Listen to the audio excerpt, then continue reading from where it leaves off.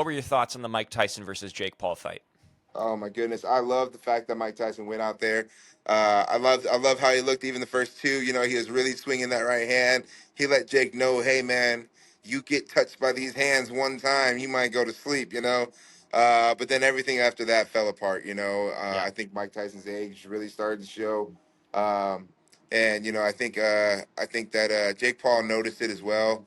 And even though he went and did some work, I think that he did pull off the gas a little bit as well, which is respectful. You know, even if he doesn't come out and say it, I believe it. Like why in a fight like that go out there and try to hurt a man like Mike Tyson, a legend like that, you know, and try to knock him out. So I do think it is man, it's amazing to watch a 58-year-old man, I don't care who he is, go test himself like that, go through a hard camp, go through everything he had to go through, and then step in there with a young gun. So for me, I'm not, hats off to Mike Tyson and to Jake Paul. I liked it. I was happy with it. Yeah, you sort of answered my question, but there were a lot of people who there are two different camps. There are people who think that it was like fixed and Mike Tyson was intentionally holding off, and there are people who thought that Jake Paul was taking it easy on him. So obviously, you think that Jake was sort of taking it easy. Do you what do you say to people who think that like fights like that are fixed?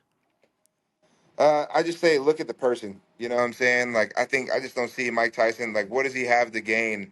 His money is not enough at this point. You know, I think people play too much into money, and maybe that's because they selfishly would do it.